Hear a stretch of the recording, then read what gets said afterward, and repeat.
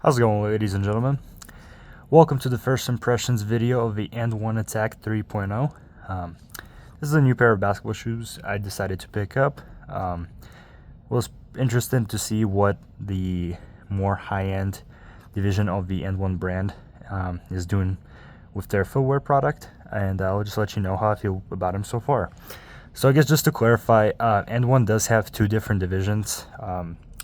They do have division that is kind of known for making, the more affordable Walmart products. I think there's nothing wrong with them. They allow people to buy, footwear and products at a very affordable price, which is great. But at the end of the day, those shoes are usually very simple and are not, great basketball shoes on their own. But this division is really focused on making like a more performance-oriented product. To give you a little hindsight, if you're not aware, Fred VanVleet and previously Toronto Raptors, now in the Rockets, actually used to wear AND1 product on court in the NBA a few years back, and now Norman Powell, I believe, still has a contract with AND1, and still frequently wears them for games. So the Attack 3.0 is one of the latest and greatest offerings from the brand. I believe this shoe originally retailed for $120, but someone recently dropped the retail price down to $90, and I decided to purchase a pair just to, like I said, see what these guys are all about. And I'll leave the purchase links for their official website or Amazon down below the video, so you can sort of see for yourself maybe a few other colorways or whatnot. But yeah, let's go ahead and move on to the shoe. So starting with the traction, you do have this kind of multi-direction pattern that in sections forms herringbone-like patterns within, and traction so far feels amazing. The rubber is very tacky, however it is very soft, so despite this being an AND1 shoe, I personally probably would not recommend playing in these guys outdoors. Hopefully you can see and hear just how soft this rubber is. So it feels like it would be great indoors. However, for outdoor use, probably not the best option. For the midsole, they do have this EVA-like carrier foam. Here, it was, on the lateral side and on the medial side. So this is all a carrier foam. It's not super firm, but it's not all that soft either. So. And in the forefoot, you do have this plastic TPU cage on the lateral side. However, within that, you do have what seems like their eTPU type cushioning. And that runs from heel to the forefoot. And in the forefoot, it's the entire thickness of the sole, beneath your feet. So this whole section that you see cut out that kind of looks maybe like an airbag, that's actually all of this foam. So there's no EVA in between that foam and the ground, just how like in the heel you see that gap, right?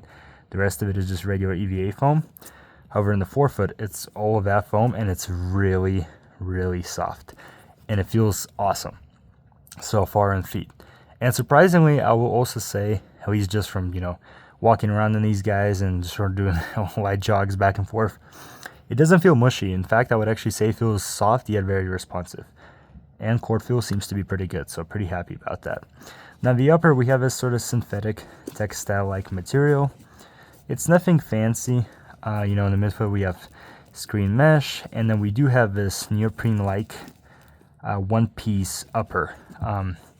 As you can see, the shoe does not have a separate tongue. It's all one piece.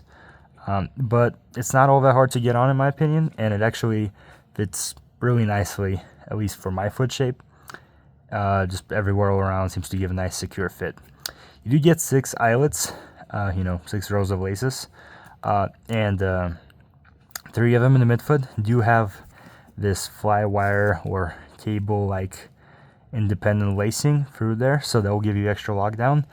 And nicely, in my opinion, this is probably the most underrated feature that I don't really see advertised in the shoe, but I do think it's really cool, is the 6th eyelet is really far back, and when you pull on this, it gives you so far what feels like an amazing heel lockdown. So that so far is probably one of my favorite features of this shoe.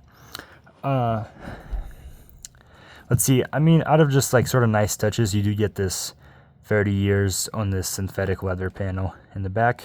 This colorway is meant to commemorate 30-year anniversary of AND1's brand, so that's pretty awesome. Inside on the insole, let's see. We do have just this kind of multicolor insole. It's a regular Orpholite, so nothing too special, but it doesn't feel particularly bad either.